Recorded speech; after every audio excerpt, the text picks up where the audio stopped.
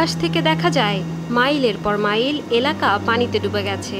অসহায় হয়ে পড়েছেন এসব এলাকার মানুষ। চরম মানবিক বিপর্যয়ের মধ্য দিয়ে সময় পার করছেন তারা। হেলিকপ্টার দেখা মাত্রই দুই হাত তুলে সহায়তা চাইছেন পানি বিপর্যয়ে পড়া মানুষগুলো। যতদূর চোখ যায় প্রায় একই চিত্র ফেনীর সবখানে।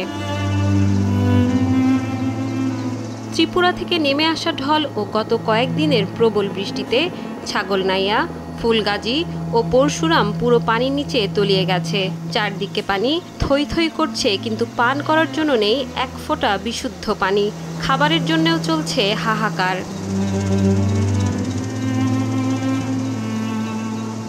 বসতবাড়িগুলোর শুধু টিনের চাল ভেসে আছে, ঘরের কিছুই অবশিষ্ট নেই।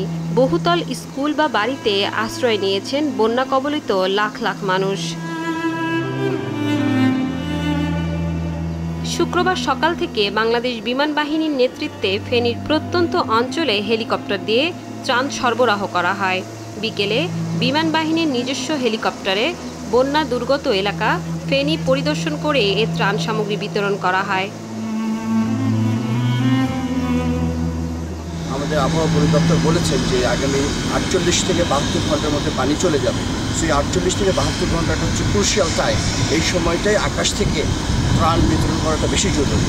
যখন আমাদের পানি চলে যাবে তখন নিশ্চয়ই আমাদের সারফেস মুভমেন্টটা চালু হবে। তখন আমাদের আকাশ থেকে না হলেও আমরা মেডিকেল সাপোর্ট এবং অন্যান্য যা তারপরে কিছু রিমোট এরিয়া থাকবে, কিছু পকেটস থাকবে যেখানে যেতে পারবে না, সেই জায়গাগুলিতে আমরা যাব।